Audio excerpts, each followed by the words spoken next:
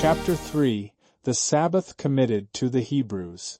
Object of this chapter: total apostasy of the human family in the antediluvian age, destruction of mankind.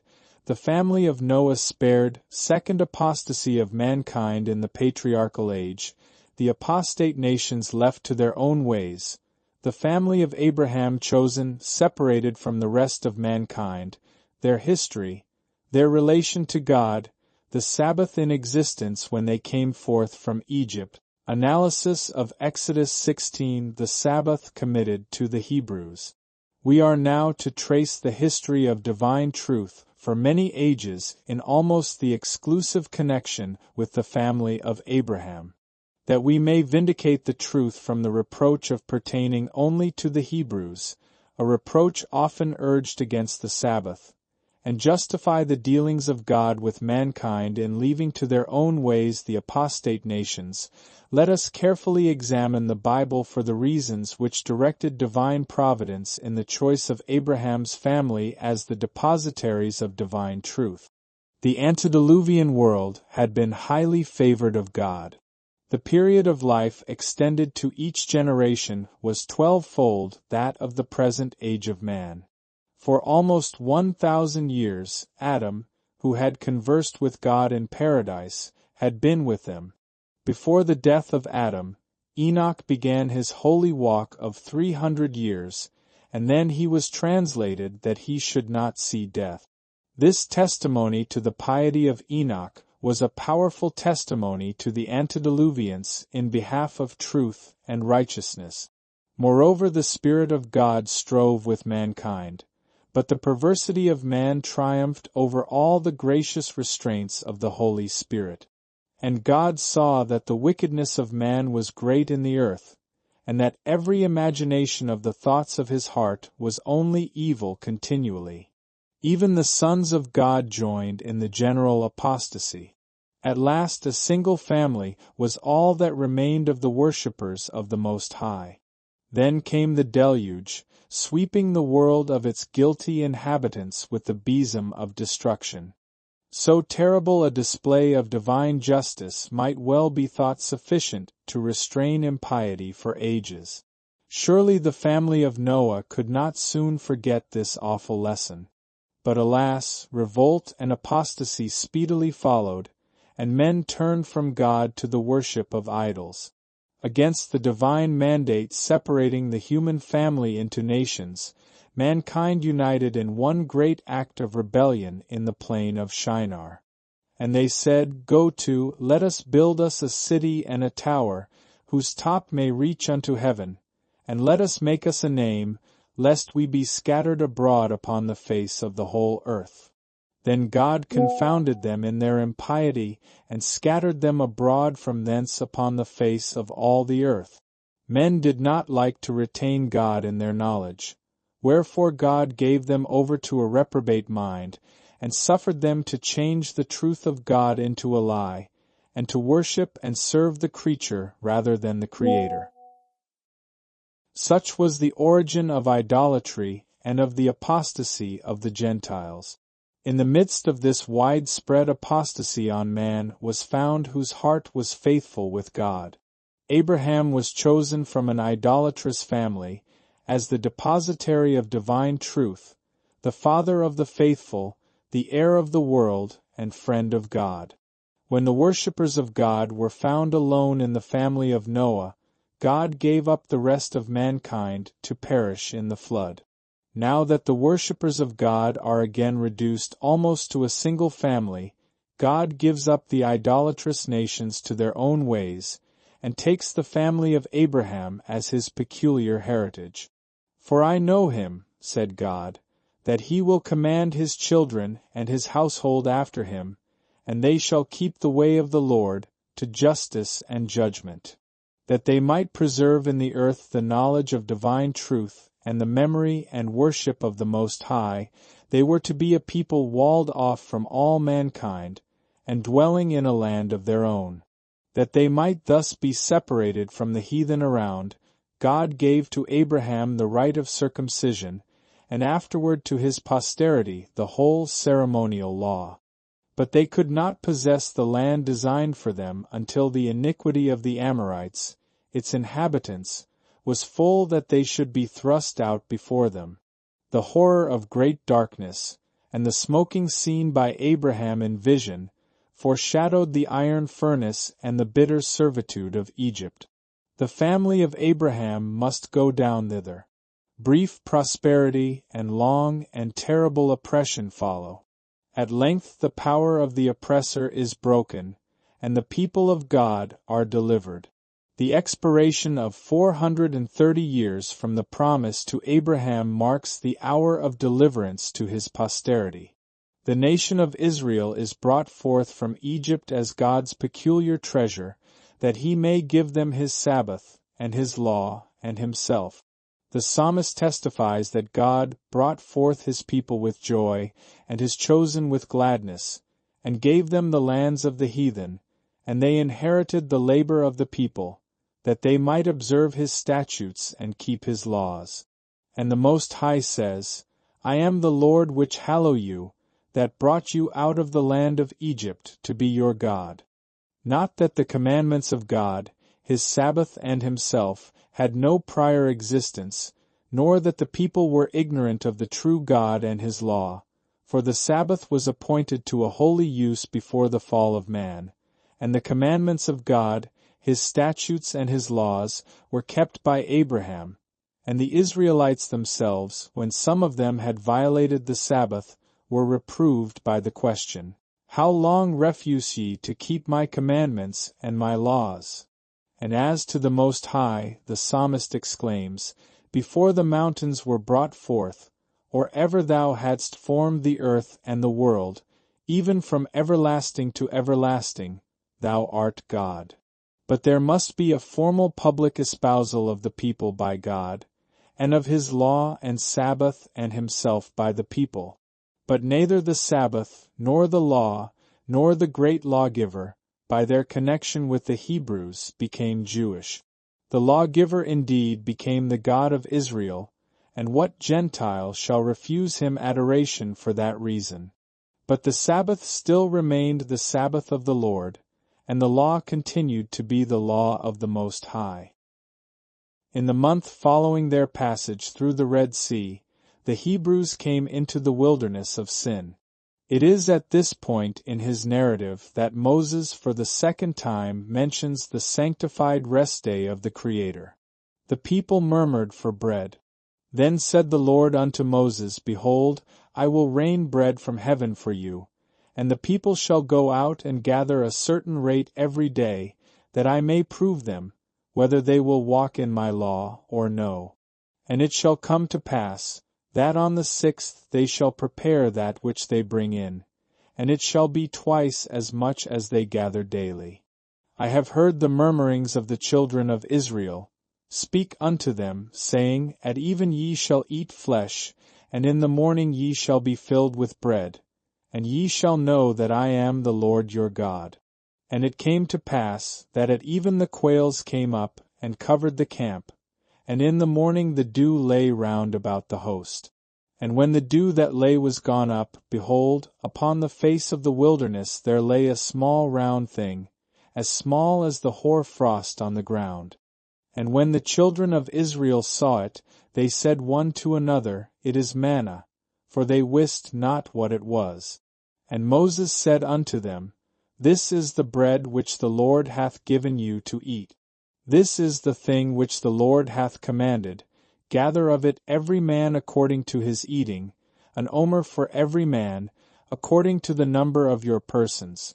Take ye every man for them which are in his tents.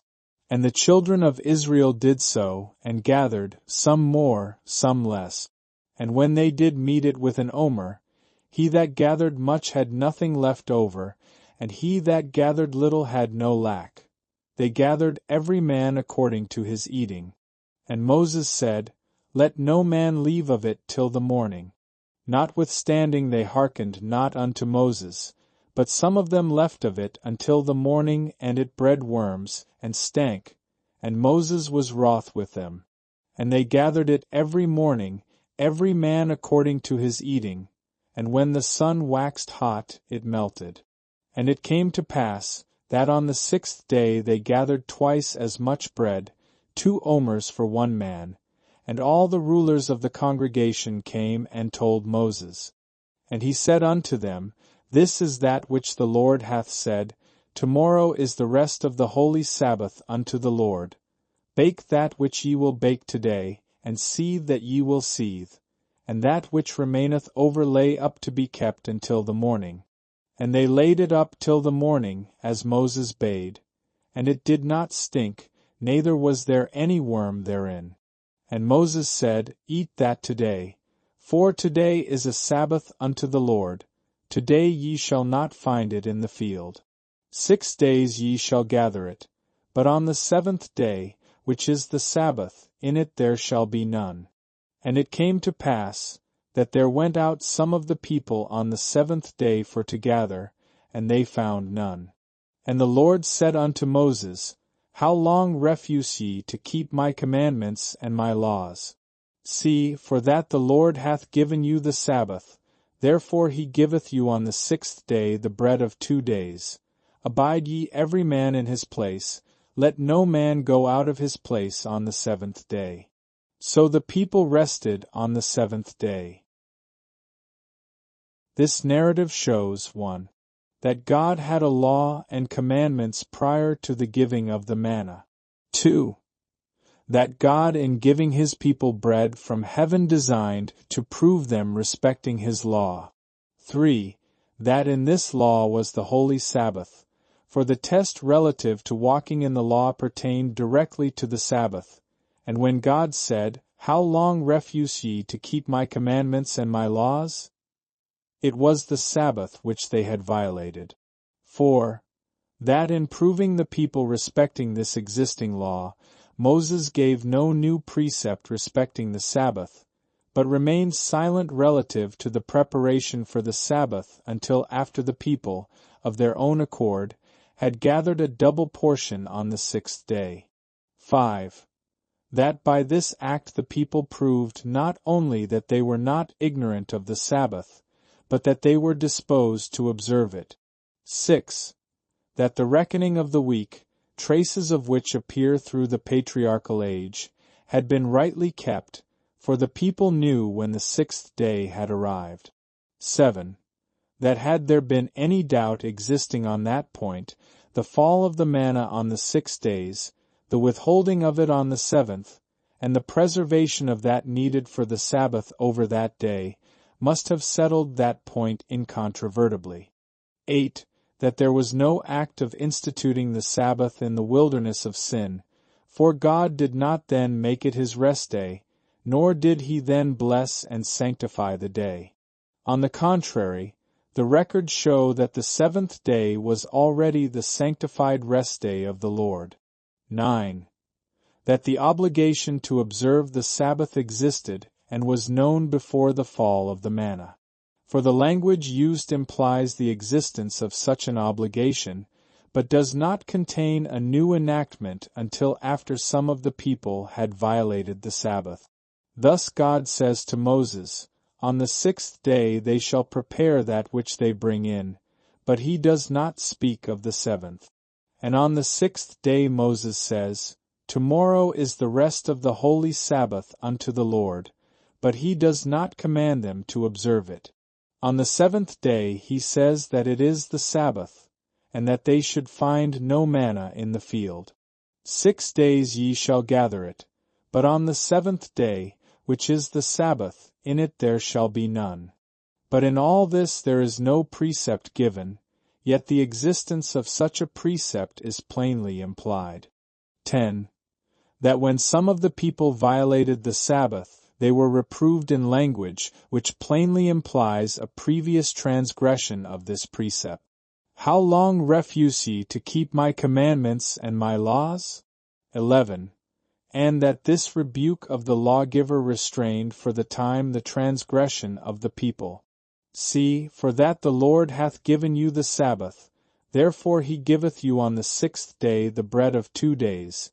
Abide ye every man in his place, let no man go out of his place on the 7th day. As a special trust, God committed the Sabbath to the Hebrews. It was now given them, not now made for them. It was made for man at the close of the first week of time, but all other nations having turned from the Creator to the worship of idols, it is given the Hebrew people. Nor does this prove that all the Hebrews had hitherto disregarded it. For Christ uses the same language respecting circumcision. Thus he says, Moses therefore gave unto you circumcision, not because it is of Moses, but of the fathers. Yet God had enjoined that ordinance upon Abraham and his family 400 years previous to this gift of it by Moses, and it had been retained by them. The language, the Lord hath given you the Sabbath, implies a solemn act of committing a treasure to their trust. How was this done? No act of instituting the Sabbath here took place. No precept enjoining its observance was given until some of the people violated it, when it was given in the form of a reproof, which evinced a previous obligation, and that they were transgressing an existing law. And this view is certainly strengthened by the fact that no explanation of the institution was given to the people, a fact which indicates that some knowledge of the Sabbath was already in their possession. But how then did God give them the Sabbath? He did this, first, by delivering them from the abject bondage of Egypt, where they were a nation of slaves, and second, by providing them food in such a manner as to impose the strongest obligation to keep the Sabbath. 40 years did he give them bread from heaven, sending it for 6 days, and withholding it on the 7th, and preserving food for them over the Sabbath.